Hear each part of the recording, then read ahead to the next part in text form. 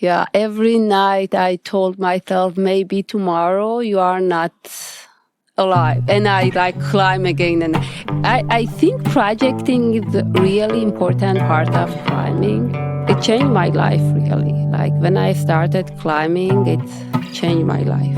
Hey everybody, welcome to another Icebox session. My name is Sean Cassidy, and we are having conversations with Nova Scotia rock climbers. For this episode, I had the pleasure of sitting down with Parvin who has an amazing climbing resume. Parvin moved to Halifax from Iran in 2021 and began working at East Peak Climbing Gym, where she is now the head route setter. She is a passionate coach, an internationally certified competition judge, and former member of Iran's national climbing team. Please join us in the Icebox, where we catch glimpses of the Middle East and the healing power of climbing.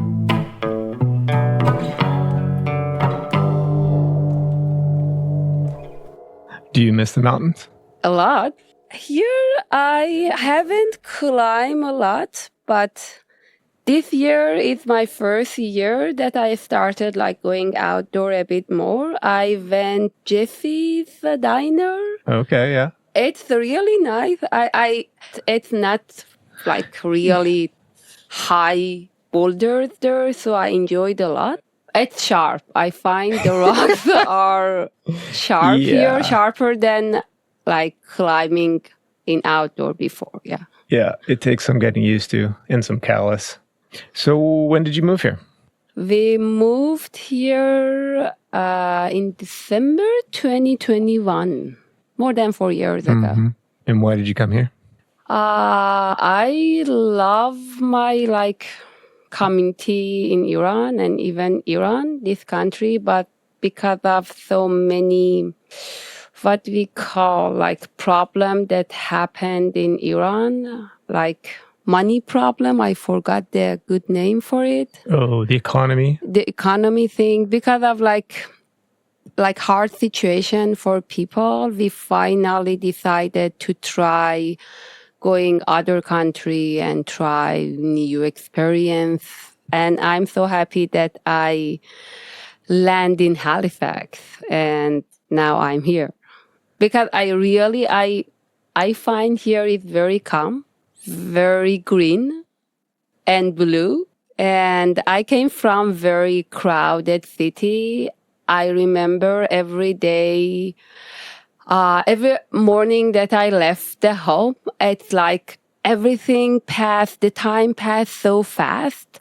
But here it's very for me, it's slow and it's maybe funny. I can have a dream at night here, but I've never had any dream before in my country because I was so busy and I was so I had frantic, so many tasks and jobs on the same time in my home. So you've got the perfect job right now. I think it must be a work-life balance thing for you to have that. I'm very lucky relaxation. That exactly 3 days after we arrive Halifax, I have my job appointment with Jackie. Amazing.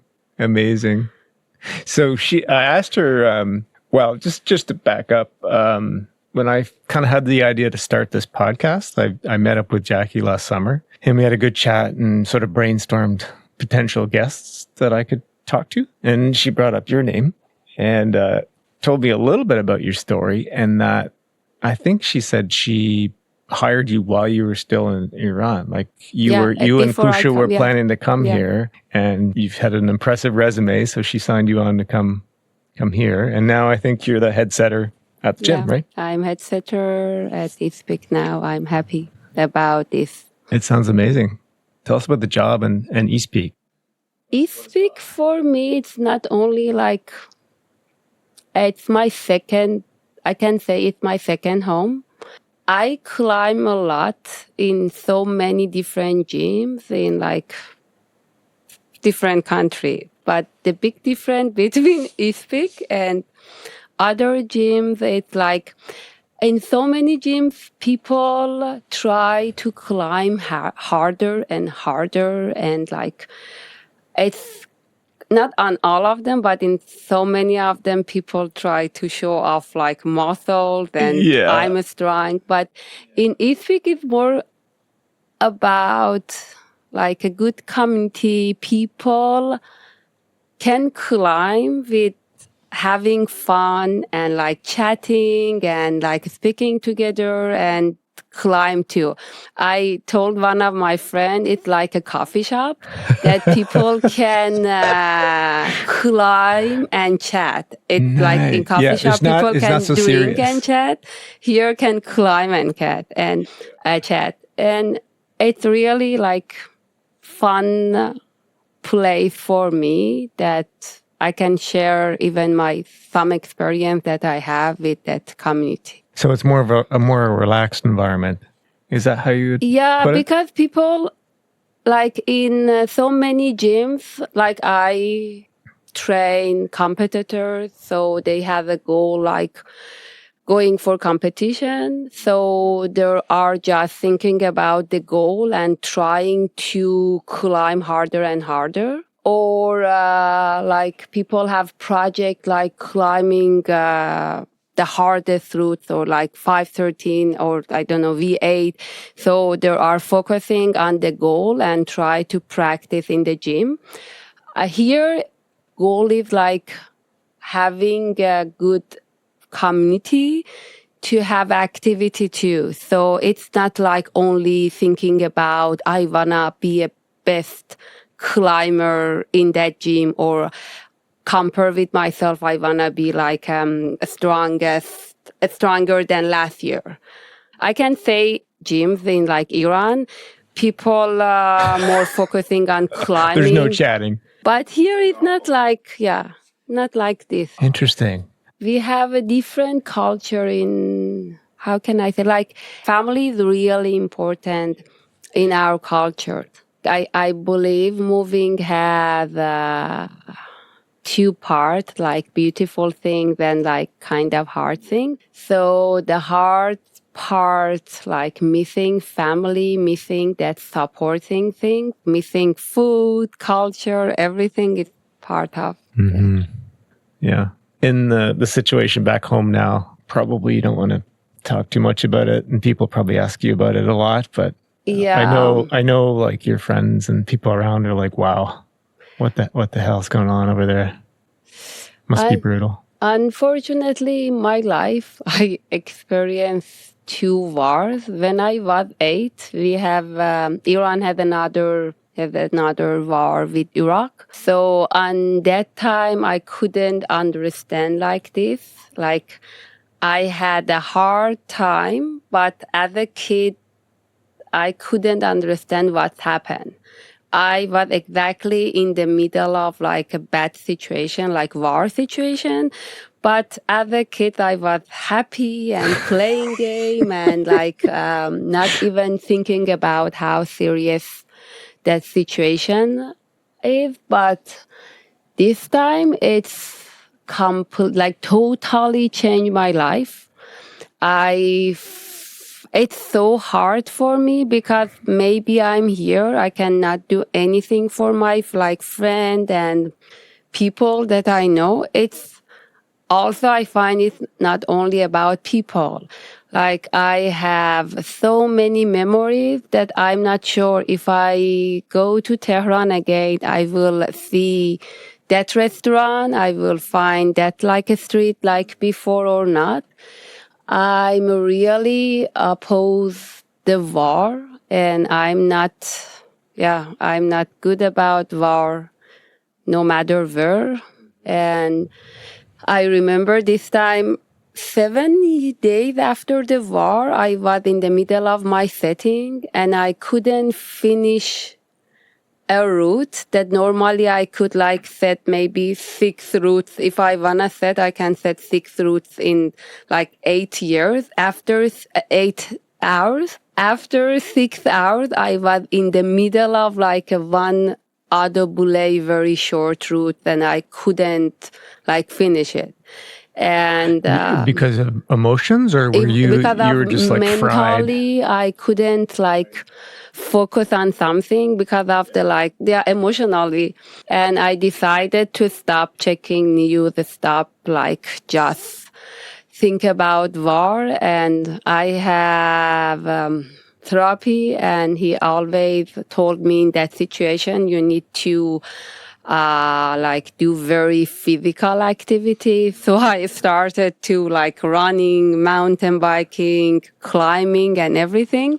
Maybe I injured my finger because of like overtraining on that time. Yeah. But it helped me a lot now because I cannot do anything. I can just like check the news and nothing else. Yeah, I think it's depressing for all of us checking the news, to be honest. And I just can't imagine having family in the places you know and love being impacted in that way. So many people suffering from the war in these days. Yeah. Hopefully we'll get through all that. So just staying in Iran for a bit. So before you moved here, did you tell me you managed an outdoor shop or something like that, like a mountaineering it's store?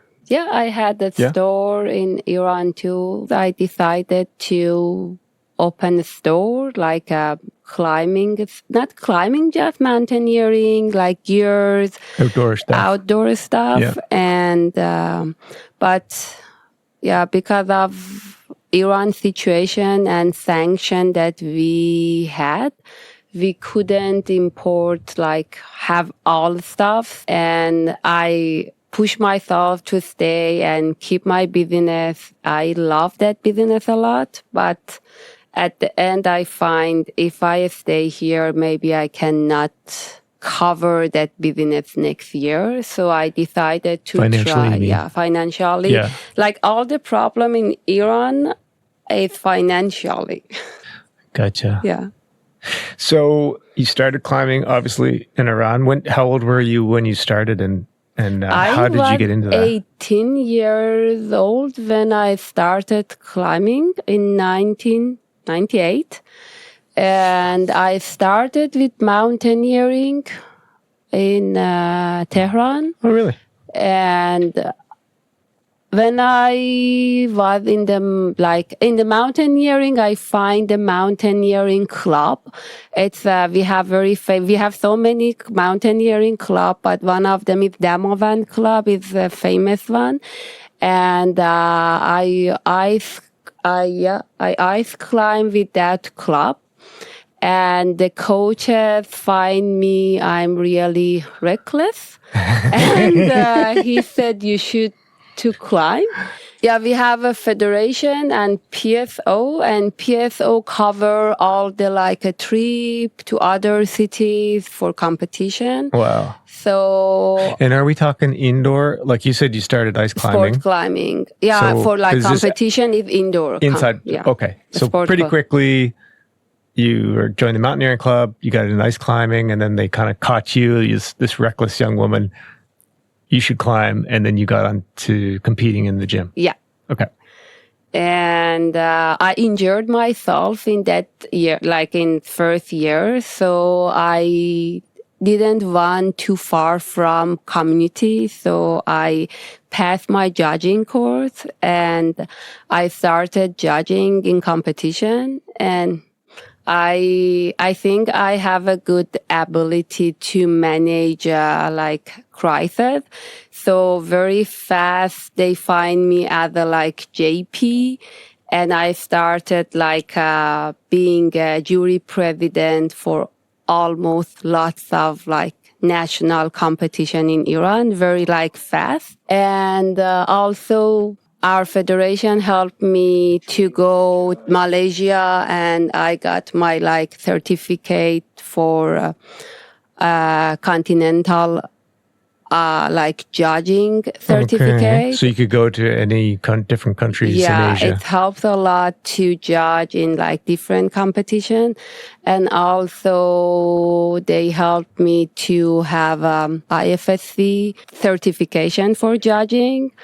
And I started judging because I was injured myself in rock climbing. Right. And did you compete as well yourself? Yeah. I compete for, I can say I compete like so many years, and always I try to be in the community.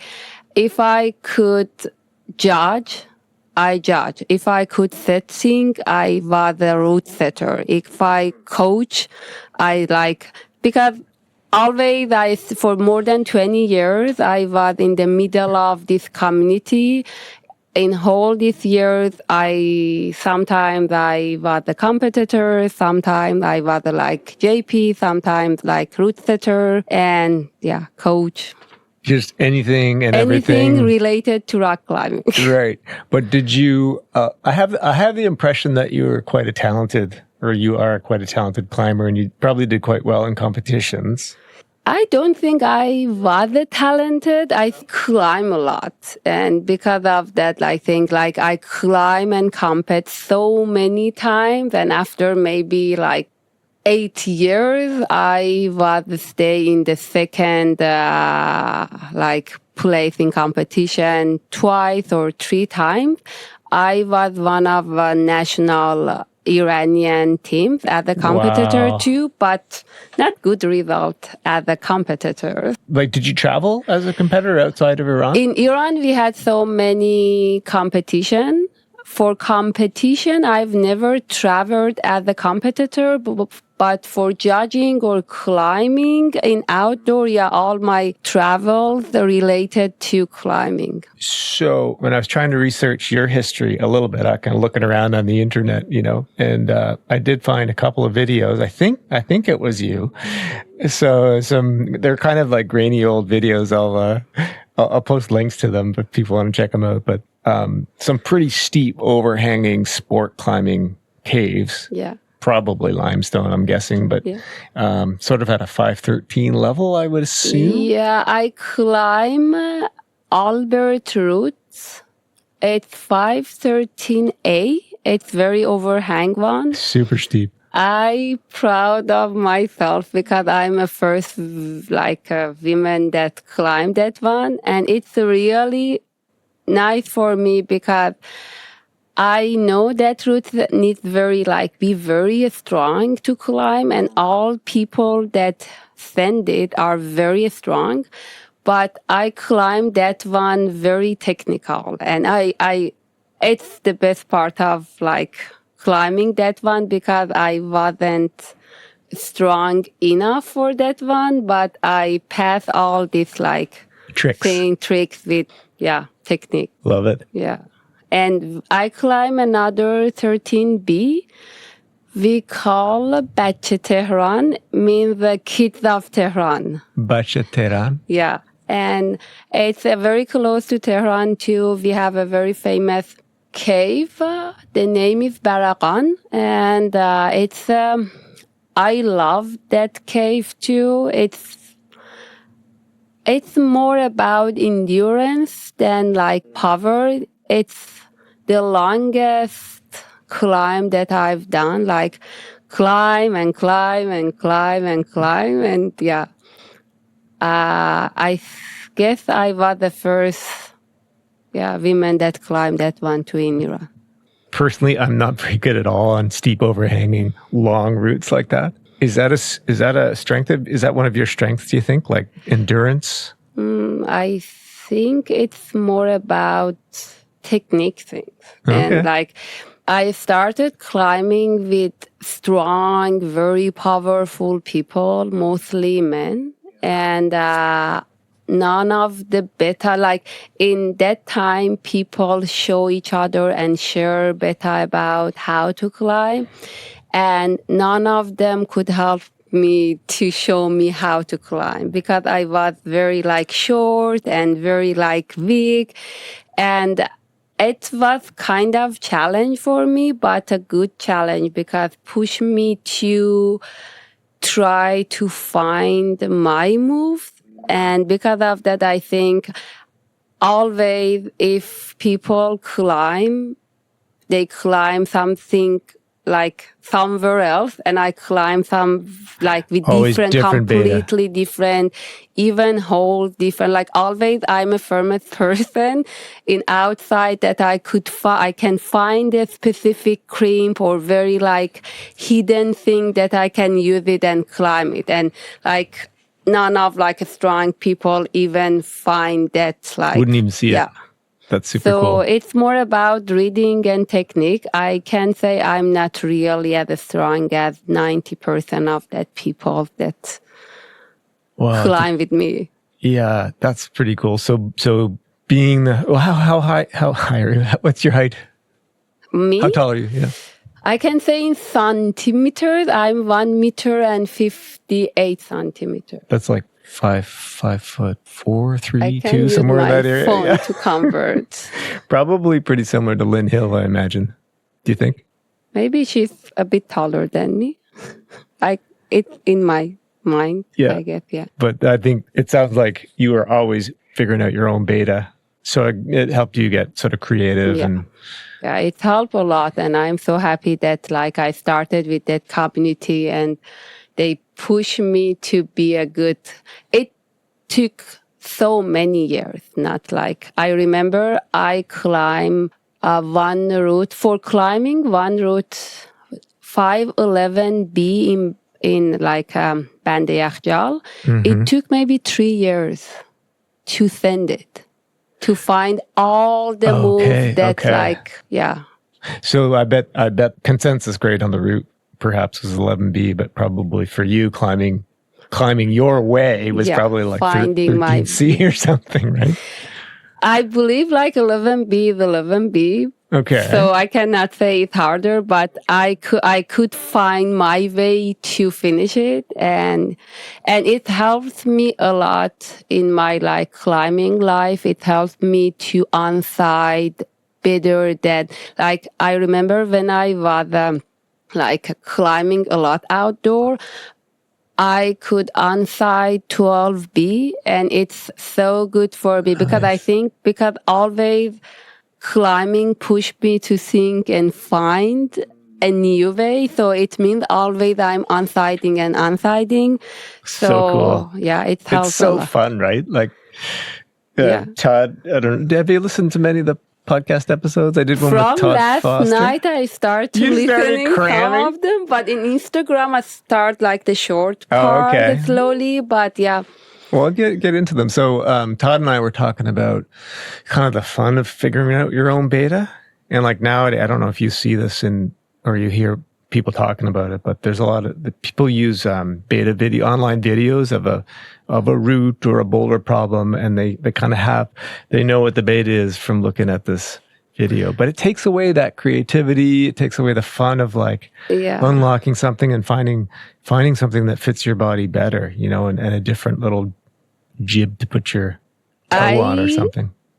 I learned to trust to do like try whatever like nice. Like if I find some movie funny, it's like not correct.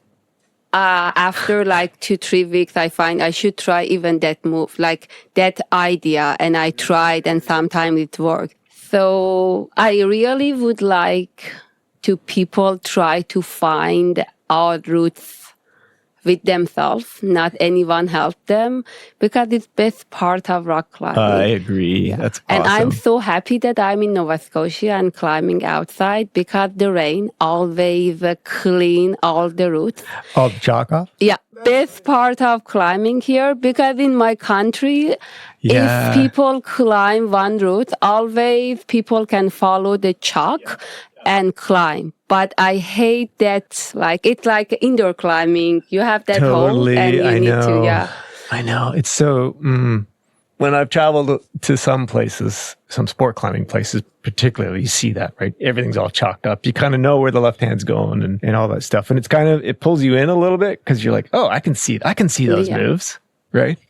But the downside is oftentimes they're all slimy, chalky holds for one. And it's not the same experience as figuring something out yourself. In Iran, in some outdoor climbing area, people clean all chalk spots to let people to unside it because they believe if they keep the chalk, it's not help people to practice reading. So cool. Yeah. Yeah. This is, I don't know how people climb these days or how they could do this practically, but to ask their friends not to give them beta, or don't listen to the beta videos or try things. Like I love that concept you just mentioned. I mean, I try to apply that in a lot of things in life. Like you're not sure of something, try it. This might be stupid, but you don't know unless you try it. Yeah, it's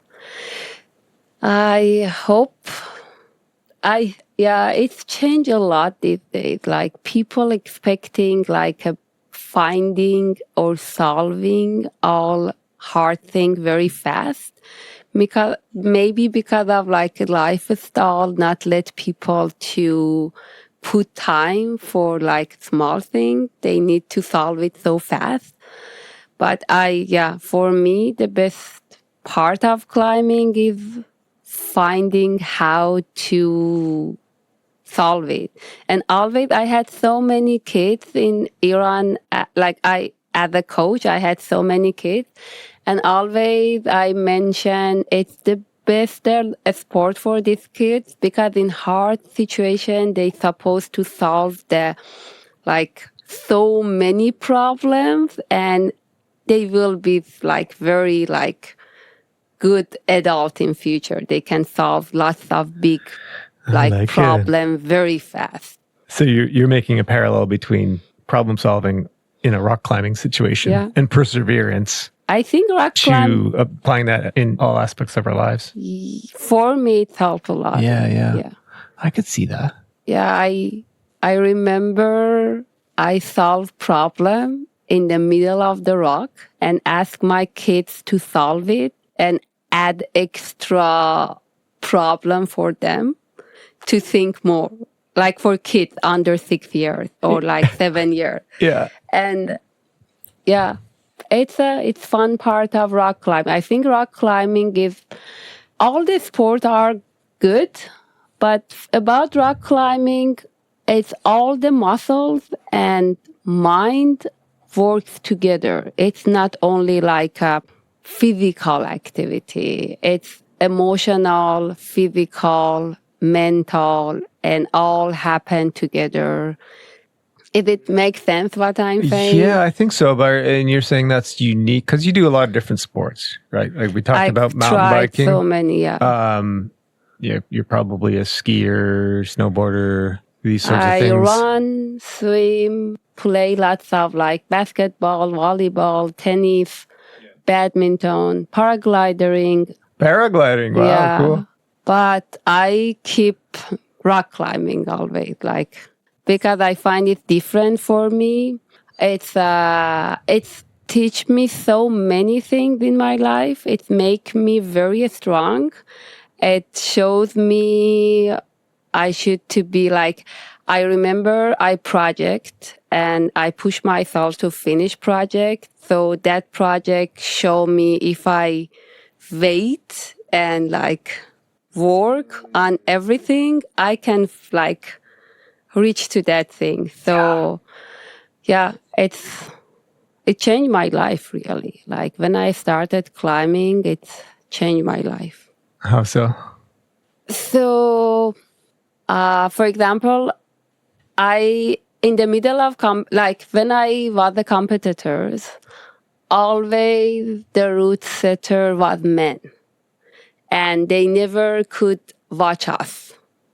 So always I nagging about, I couldn't reach that move and you guys don't know what you are doing. I always the short people nagging after the comp. So I think I started to change even the competition route. I started to be a route setter and set routes for other women to not have the same problem. So I find it helps me a lot to not only watch the problem. It shows me if you are watching any problem, try to find a way to solve it. I think I learned that thing from rock climbing. So you said in the beginning you were nagging the men for creating longer routes, but are you saying you stopped nagging and tried to figure out those routes as they were? No, like for future, for like in my journey, I started to not only nagging and watching the problem. Climbing showed me, okay, it's a problem always. You will find so many problems in your life. So you can watch and pass, or you can try to like send it and finish it. So, and I believe climbing makes people a little bit like strong, because after each sending, it's a feeling like you are strong and you try to send a harder one. And after, for me, it's like when I started any project, first day I told myself it's impossible. And then I try to find all the details and try all the details, and then like climb it. And it's a really nice feeling that people, after working hard and achieving the goal, will find it. So I believe in normal life, maybe like we have some goals, like going university or like some small goals, but rock climbers every day have so many goals, like sending that one, sending this one, or like super projecting. Cool. Or even just a single move, right? Figuring out that one move. Each one is kind of a goal for me. That's cool. Yeah. Kind of a dopamine hit to the brain, you know? It sounded like you were saying people they don't want to take the time to work things out on their own to eventually learn how to do it. They just want to do it quickly. Yeah, I want to say I compare new generation of climbers to old generation. I remember like so many of my students before wanted me to help them to solve show them how to climb. And it's maybe very easy for like coach or setters to just show them the move. But yeah, I think it's better they find that thing by themselves. It will be very helpful. Sometimes in my class, I just mention if you are in a competition, you won't have any coaches with yourself. So you need to solve it alone. So it's a good time to practice how to solve. But the point is always physical activity is easier for people than mental activity. And so it's hard for people, like I know climbing is hard, but if I ask people to climb or think about climb, 90% will pick climbing than thinking about how to climb. Yeah, it's a bit tricky for people to think about routes and think about how they can read it and then climb it. Okay, so let's expand on that a bit. So you're saying people want to just jump on it and climb it, perhaps, rather than take the time to study the climb and visualize the solution in their mind? Okay. It takes time and hard for everyone. And practice. You got to practice that. Yeah. That muscle, the brain muscle. It's harder than really like real muscles. That's weird, eh? I heard somewhere like in competitors, like maybe if we want to say the first 10 top climbers in competition, what's the big difference between that 10? Most of the time, it's not any physical thing. Yeah. It's more mental thing. Totally. So I believe physical part of climbing is easier to access than mental part of climbing. Super interesting, yeah. So how do you train the mental side of it then? Is this just something people are naturally have a strength in that area, or is that something we can train? I think they need more like a good coach for mental training. I don't think people just like coaches cannot help. For myself, it's just like my mental training or mental practice started with like my outdoor climbing, because when I was on the rock, always I had so many people that watching me and like try to help me and show me right hand up, left foot right. I don't know, all of them tried to help me, but I started to practice to not listen any sound. And I remember after maybe 5 years, when I clipped the first like quick draw, suddenly it's like a sound that stop everything from others. Like Nice. it's like I'm on the wall and I'm just thinking about, okay, what's the next move? Where am I?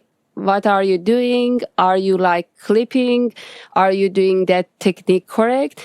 And it's the best part of like mental training that I find, okay, I cannot hear anything. So cool. Yeah, it's I think the challenges in my country push me to be a very strong, like mentally train hard.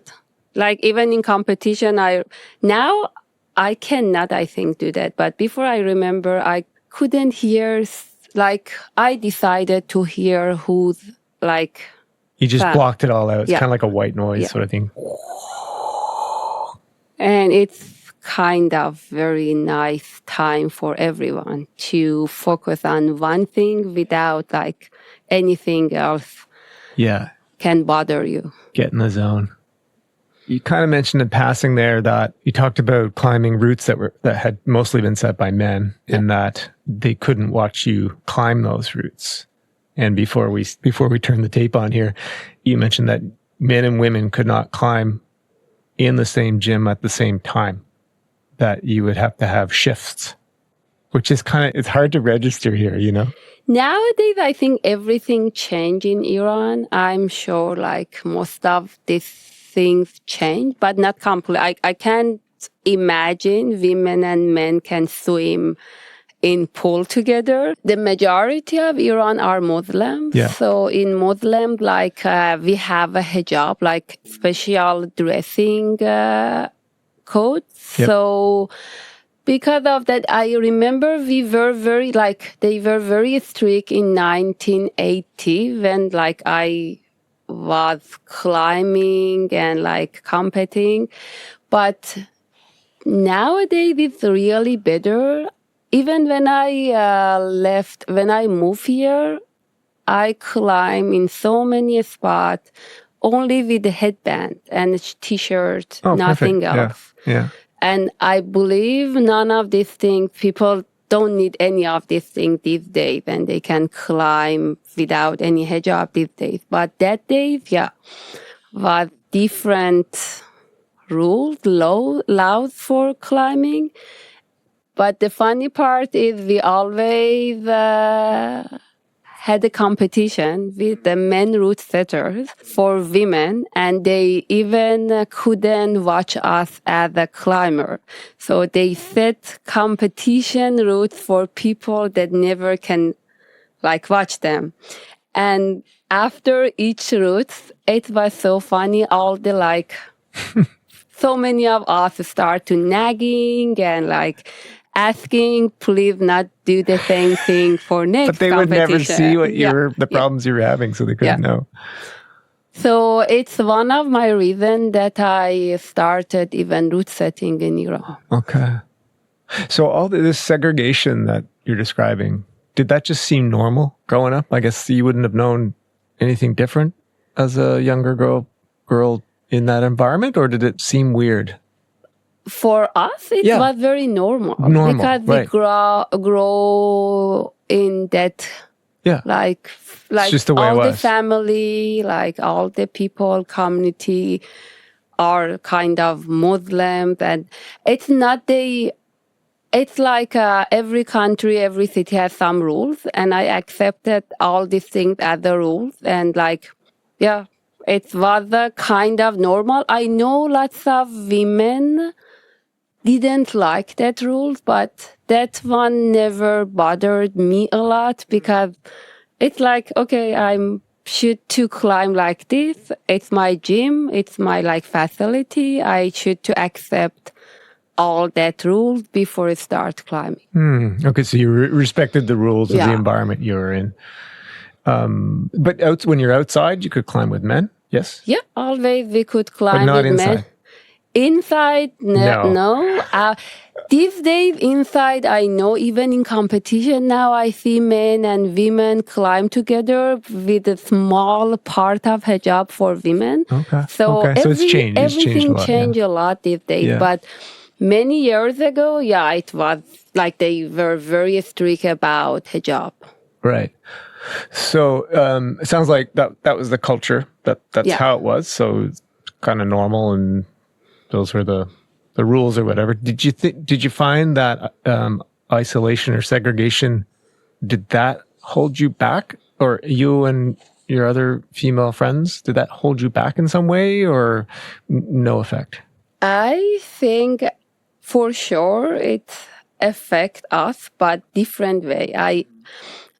I know women in Iran cannot, like we have so many like laws that or limited that not let like women do this thing, but women's character change in Iran. I think there are fighter. They try to not accept these like limits, and they push hard. They are very hard worker. I think it helps like Iranian people, Iranian women to be very strong. Sometimes was challenging, but I think I can say in a good way, it helps me to be maybe stronger. All Iranian women in a way have an inner strength, or I don't know, a fighter Yeah, in them. I can say fighter. That's really. cool.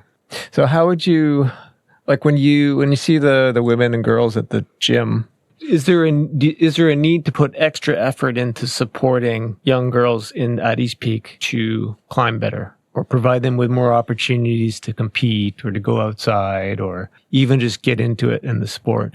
Or is there no real barriers? Like I couldn't see any difference between girls and boys here. Yeah, so I like it like kids are kids no matter there are like girls or boys. Compared with my country, I can say because maybe girls are like limited a bit. Most of people, family or community try to support girls more than boys. Back home? Back home, yeah. Because of like they know they need more support. And I can say like even I grow in Iran with my community support a lot. Even I can say my like federation helps me to be a like successful woman in Iran, or my family maybe support me a bit more than maybe my brothers, because they think about I will find so many problems in future. They need to make me very strong and fighter to can like fight with that situation. So around me, I find women are really successful compared with men, because family thinks boys always can find their life without any problem in Iran. Mm-hmm. But they try to start like girls stronger to like fight maybe in whole their life. That's awesome. It's a bit different. It's always, for me, it's a big question. Why these women in hard situation are very stronger, not like powerless? Because people expect women in that situation supposed to be like powerless. Right. But yeah. I believe it's the inverse. Yeah, it's like hard situation help them to be a stronger fighter. This is so. It's nice to hear this.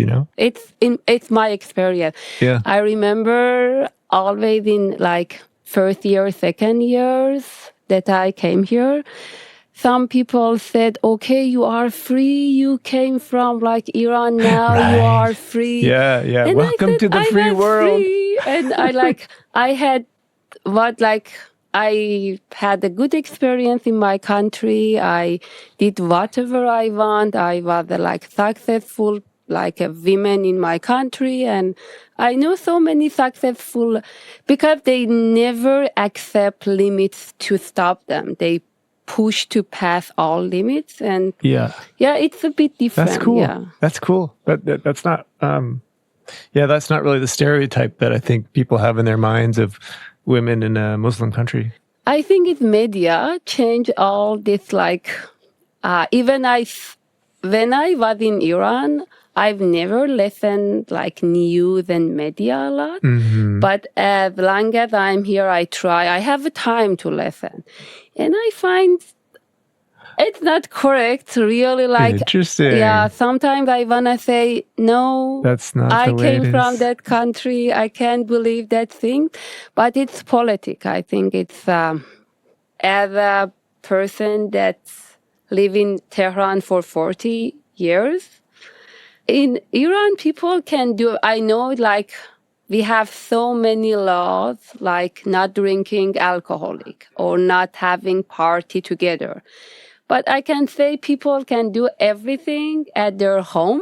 Like, we have our, like, a gym, home gym, home climbing, and we can climb with each other. But maybe we cannot, like, climb in really big gyms. Men and women cannot climb together. But yeah. Well, you were telling me when you first came up here, and we looked up the Icebox here together, and it sounded like it reminded you a little bit of your home wall, which is it's maybe what you're talking about right now, quite large. What would you say, like maybe 4 or 5 times bigger in area than my little gym here? You would do coaching and parties there and stuff. It's not make sense, but I try to find the home. In Tehran is really big. Like, its space is like having a big home. It's a lot. It's very expensive. Right. So I try to find the apartment in the middle of the city, like a very good central spot. Yeah. But I rent that apartment only for just for the climbing wall. And it cool. was so, like, it was big. And I remember every 2 hours, we had so many people with coaches, different coaches. This home gym was so busy up to COVID time. That's amazing. Yeah. So you never slept there? It was just the climbing wall? Yeah. That's awesome. Yeah. What was I thinking of before? So you're the head setter at East Peak. And I hear many people, and my experience on your routes, the routes in the gym, and on your routes that you've set are super engaging, super interesting to climb. They're sort of, I've heard people say that they're agnostic to a person's height, if you know what I'm saying. Like, it seems like you set routes, or maybe you and your team set routes that aren't biased towards a 6 foot tall man with a big reach. And somehow you can create routes that maybe climb at a very similar difficulty, no matter what your height is. Yeah, I tried. That's kind of a focus. It's my goal for all my routes. Yeah, I try to create a route that people, no matter short or tall, can try it.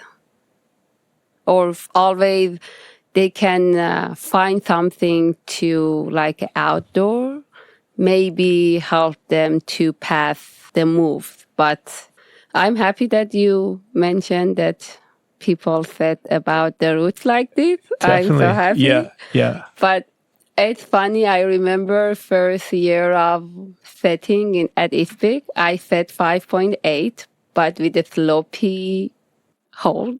And I think I made so many people angry.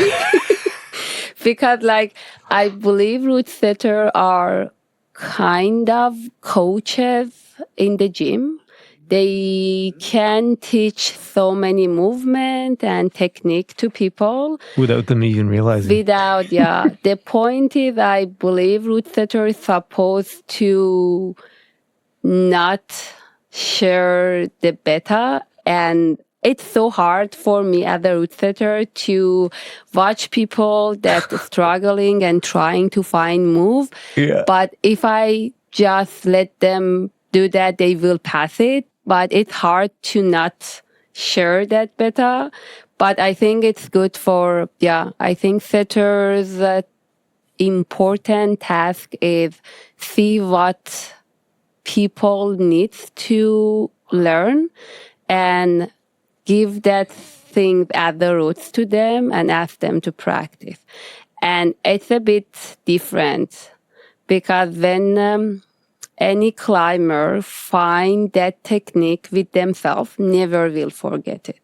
That's like any lesson in life, really, right? Yeah, real. If you learn it yourself, you go through that.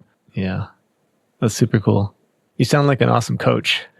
You should ask like my students. Your students. Do you have, how does that work? Do you have a team or something? Are you coaching a team? I'm working, I have a development team. Okay. As a coach, I work with development team. I work with Alpine start under 6 years old.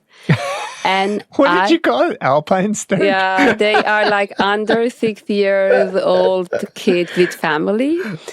And I really love to keep this under 6 years old because I think it's the first step for climbing. If they love climbing in this age, they will keep going and they can be very a good athlete with good athlete. Yeah. So I love both. Yeah. That's cool. And I guess sounds like your philosophy of coaching, you're not telling these 6-year-olds, put your left foot here and grab the right. We are just playing games. They're just playing. Yeah. It's I had so many kids in my first gym that I started, and I love working with kids because they don't have any idea about what's the hard move or what's the easy move or why people doing. So it helps them to, I remember I put some empty papers and asked them put a colorful pens in the pocket hole and asked them to find paint pens and try to paint the paper on the wall. While they're holding onto the wall. They find a very nice technique to sit on the hold or knee jam or finding something, some moves to free one hand and start to painting. And I so they find can clip the bowl. Yeah, awesome for empty mind. Oh, I like it. Yeah, I love to have that kid, have a class with that kid. That's fun. Any older climbers that you're coaching? Older one is, we have a class. It's about how to train on Sunday morning. And I have Reach Your Peak class too. It's all adults. Adults, okay. Neat. How do you approach coach? And these are experienced adults, I'm guessing? Yeah. Kind of experienced adults. Probably a number of people I know, maybe. Yeah, I think you maybe know. And how do you approach coaching that kind of level of group?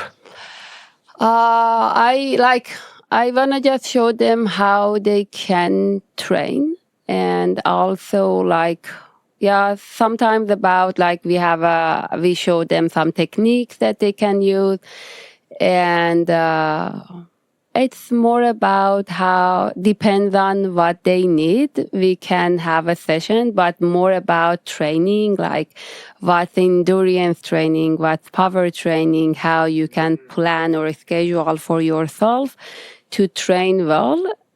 It's, yeah.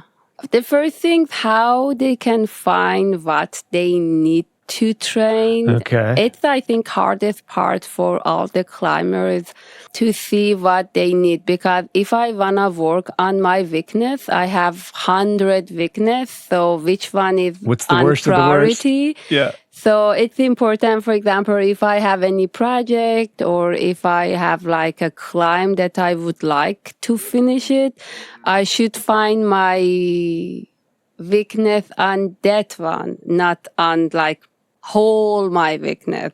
So make it smaller. One thing at a time. And try to, I find, working on less things is important to focus on one training, one specific drills will more helpful than focusing on all.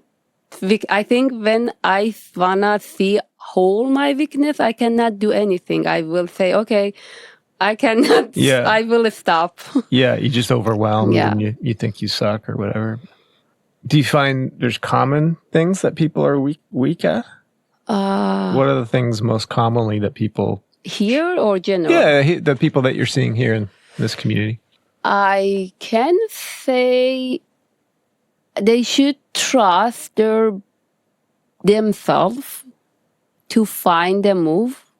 Always, like, people have a different weakness and like a strong part. So I believe people should let themselves to try different things and trust themselves, trust their body more than like let their body find the move, not try to find the like move from others' climbs.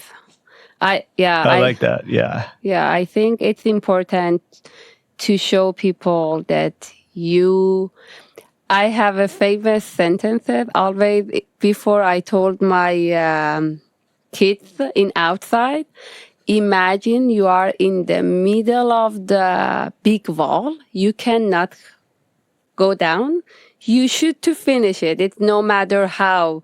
Push yourself and you can, and just because I had the experience when I was in the middle of like 7 pitches, I should to just finish it. I cannot say, okay, I got stuck here. I cannot, please someone help me. No one will help you. Just push yourself and trust yourself. And it's the thing that I think people really, no matter how strong, no matter how tall, short, I think depends on their body. Like they can find the way. They can solve it.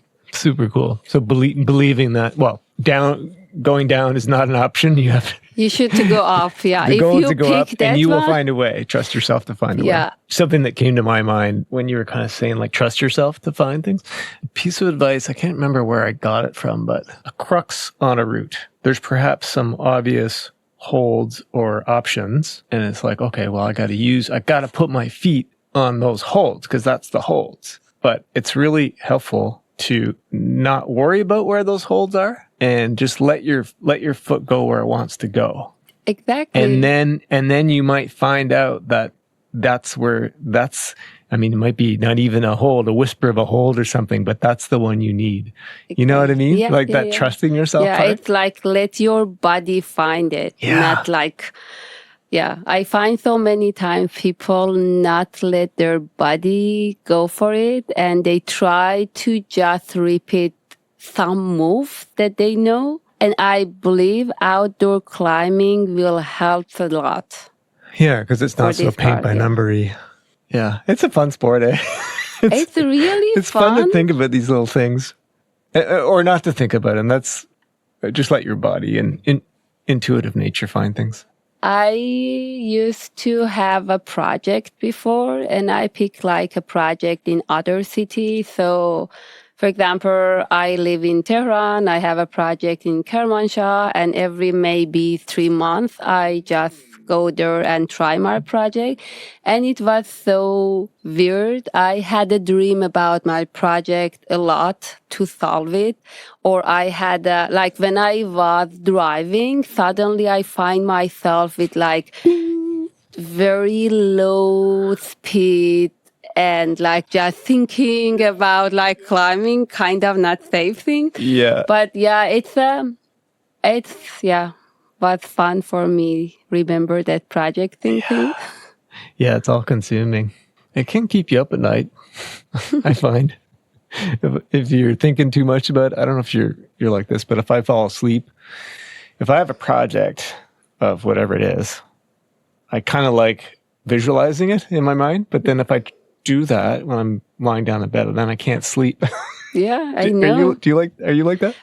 Yeah. But you know you're not going to fall asleep if you start thinking about this route, but you want to because it's fun, and then you don't sleep. Yeah. That's me anyway. Yeah. I think projecting is a really important part of climbing. If people, no matter which grade they are, start projecting, it helps them to climb better and like see. Yeah, totally. Can you speak? You sort of mentioned, and I thought this was pretty interesting, that the culture in the gyms here, or at least at East Peak, and maybe it's all the region, I don't know, but kind of fun and social, and climbing's part of it, but not super driven, and no big projects, or they're not like really pushing their own levels. Is that there's got to be some, like, yeah, I know there I'm are sure some. we have so many good climbers that pushing themselves, but I just compare with my other gyms. Like when I enter a climbing gym in most of the like countries, I can say people are like pushing hard, screaming, or like, I don't know how can I describe that situation, but They're yelling. it's completely different with like yoga classes. You can compare rock climbing, like a rock climbing gym, and yoga classes. Oh, yoga classes. Yeah. Yoga, yeah. Yeah. How people face are in that two different gyms. Okay. So I remember even in my old gym, people are like climb to show off the muscles, or like I have a six pack, I have muscle. It's kind of. And then you walk up and you send their route like easily, right? Yeah, and but in East Peak, I can't find these. This is a good thing. Those characters aren't.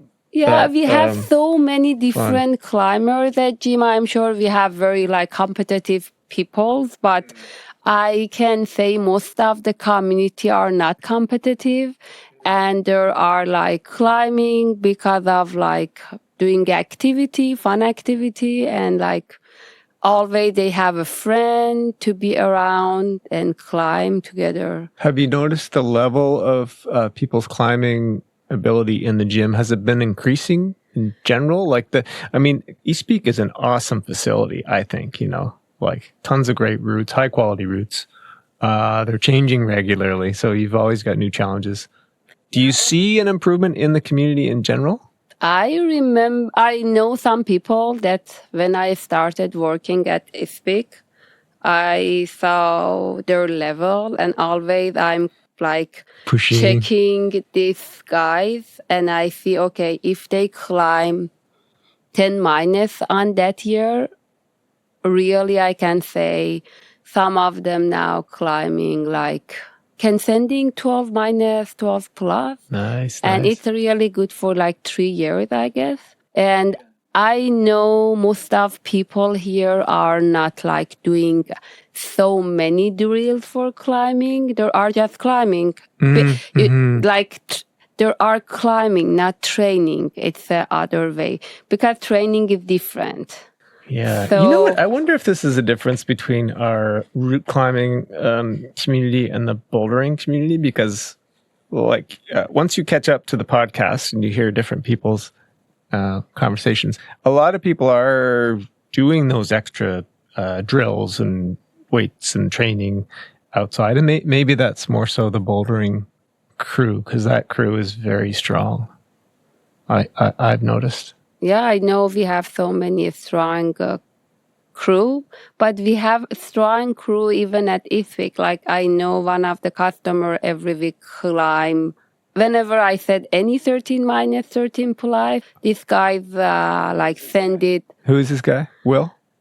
I depend on my shift. I know like Shane. Shane? Yeah. Oh, yeah. Murphy? Shane Murphy? He's a really hard worker climber. I haven't seen like he's doing any other drill like campusing, pull-upping, finger training or other thing, but he's going after strong and he's really hard working. Yeah, and he is. Yeah. Always he's in there a lot. He has a project and he's projecting all the hard stuff like 13 minus, 13 plus, no matter. Super cool.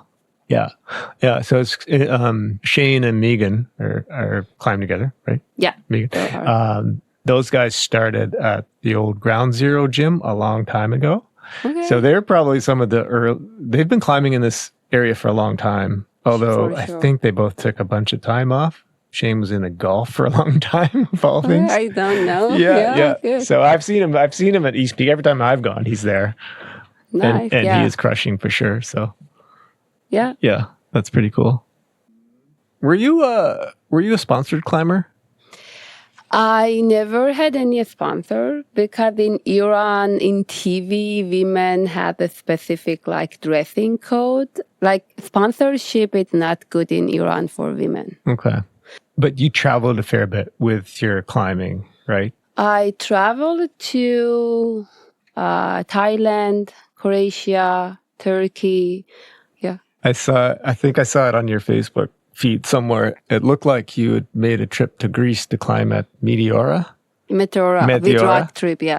Rock trip with pedal company. Oh, I was going to ask you about that. I saw a bit of a video. 2014. Yeah. It's my like best rock trip that I had. Really? It's because like I climb with so many like different climbers. I heard Chris Sharma was there, I think. Chris Sharma was I remember that day. So you were you weren't sponsored, but you were part of that team or something? So I sponsored by a pedal company from Iran. Okay, so you were sponsored. Yeah. It's it's the only sponsorship that I got. Okay, well, and they paid like most of our trip price, and I was the only girl on this rock trip that they help us, but they sponsorship another like man that we went to that rock trip. It's 40 days of climbing in so many different like climbing spots. So Greece, Turkey, Bulgaria, yeah. So tell me about Meteora, because it's a tremendously historic climbing place.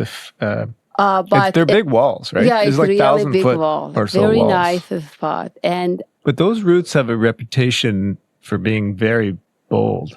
Like the bolts are quite stretched out. I felt very safe climb there. Yeah. Okay. Yeah, compared with my like some spot that I climb, I can say I never remember any not like all bolting was safe there. For me, at Meteora. the routes that we tried. But not back home in Iran? Back home, we have fortunately so many teams that working on routes. But I remember I had a trip to Kermanshah. We have very famous big wall in Kermanshah we call Bisotun. It's like a very, very big rock climbing area, like people can lost themselves after 18 pitches climbing. But I wanted to ask you about this, and I recognize the name, not from climbing, but from historical. yeah, it's really historical place. So we have so many spots in Bisotun that climber cannot climb because of the carvings or the it's I gotta look this up. It's so freaking cool. I know we have very good rock climbers from Kermanshah and Bisotun. They are very strong and brave. And so I remember I climbed very famous routes. I don't know now they rebuilt it or not, but I remember if I in some of routes, if I fall, I can say just not fall and keep climbing because the bolting wasn't good or enough bolt on the wall. So you can fall is not my an option. player always said, okay, just keep going. No worry, I got you. And I just keep climbing. But at that night, I told my player, that if I fall, you never could catch me. And he said, yeah, I'm sure, but the only thing that I could do is just push you to not fall. And I just ask you, keep going, keep climbing, please, you got that. And I had... He was supporting by pushing you up into the void. Yeah, because totally. as a player, he couldn't do anything. But every night, I had 8 nights on that place for climbing first time.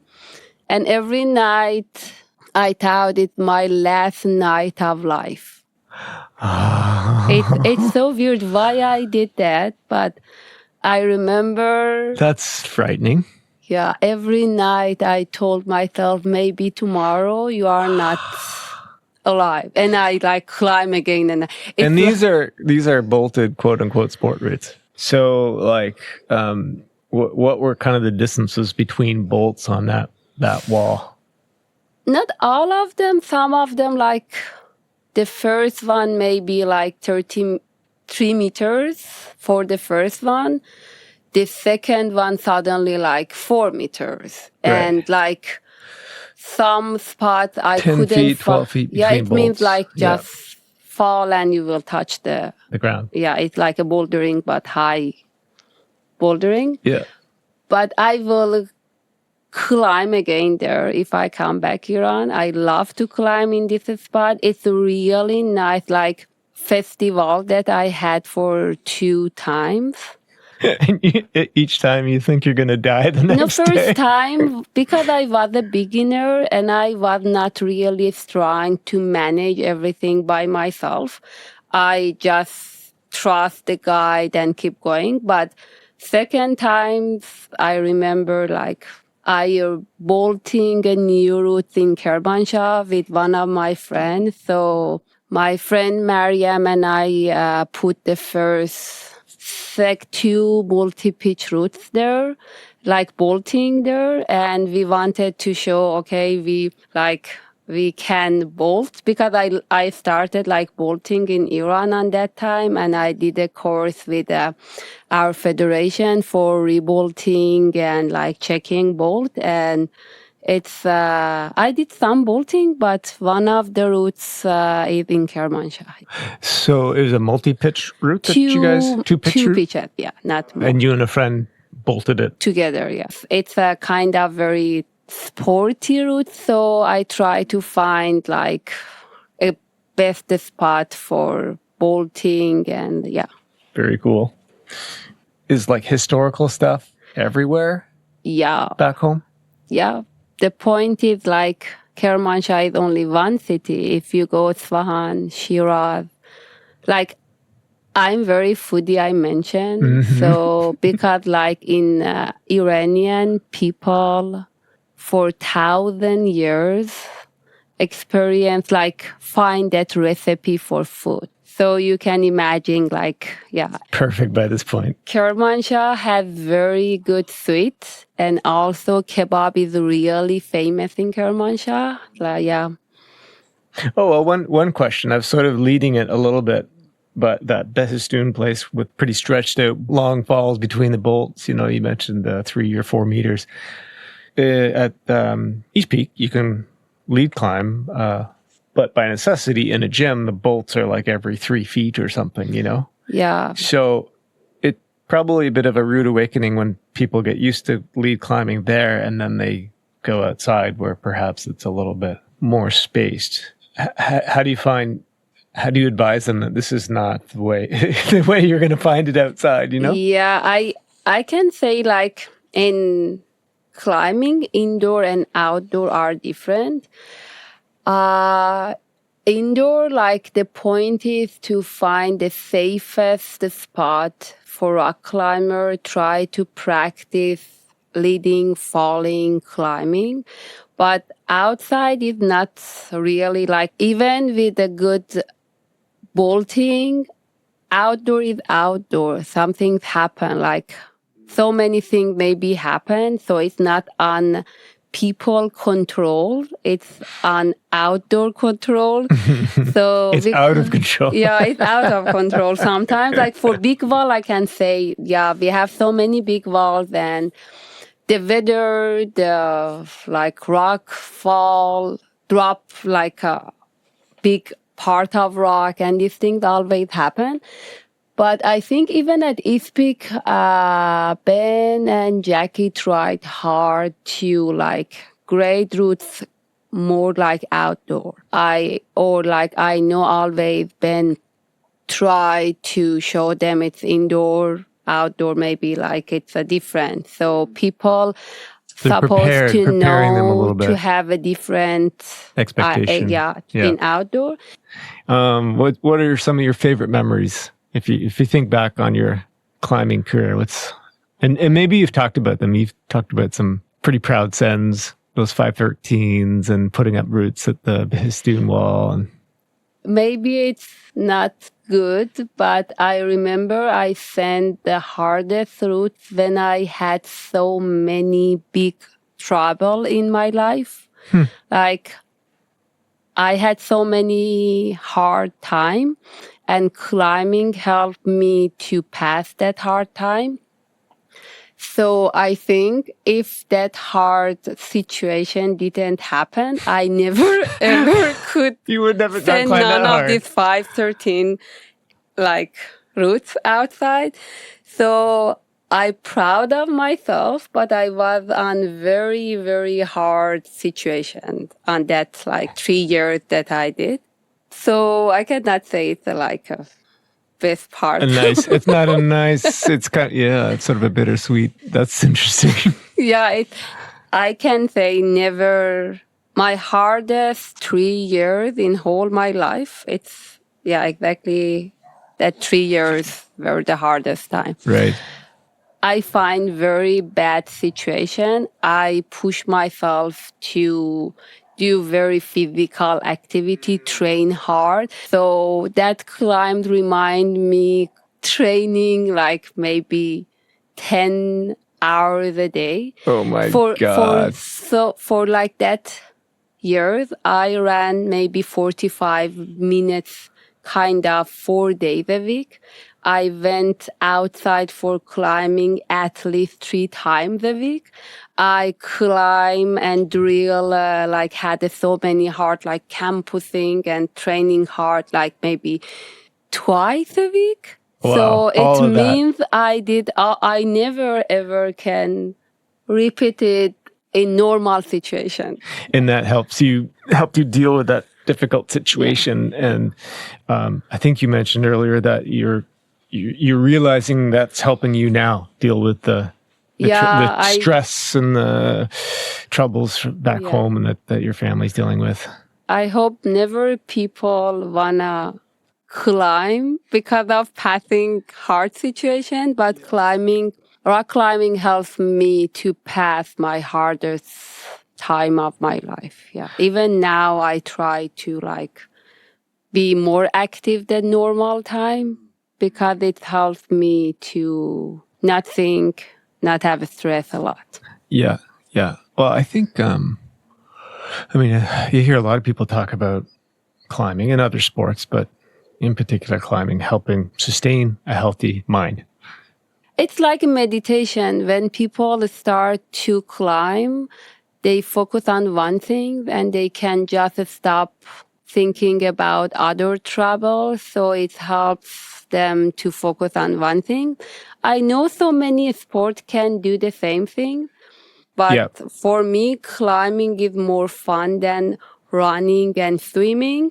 When I'm climbing or I have a projecting, up to finishing that project, my mind is working every second. I'm trying to think about, it's like a pill that when I need, I start to think about my project instead of my troubles. So for me, That's I cool. find like I pick project and I try to work on project like this. Like every time I try to find one project and make my mind busy with that project. So if I wanted to not think about bad things like troubles, I switched to my project.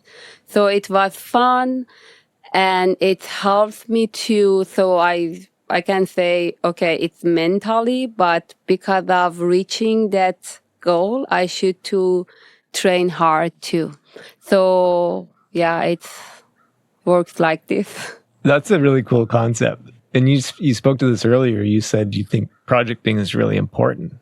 One for developing skills in climbing and learning how your body works and all that stuff. But it sounds like you're saying it's good to always have a project on the side to occupy your mind whenever you need it to take some medicine, Yeah, it's That's like really cool. Yeah, even it's like a puzzle. When you don't want to think, you can start like making a puzzle and you are focusing on solving that one and suddenly you will forget everything. Awesome. Well, thank you, Parvin, for coming in. This was really lovely to chat with you. We've had a couple quick conversations at the gym, and I always see you there smiling. You seem like such a happy person. And awesome. Thank you. Thank you. A lot. Thanks, Parvin. So great to chat with you.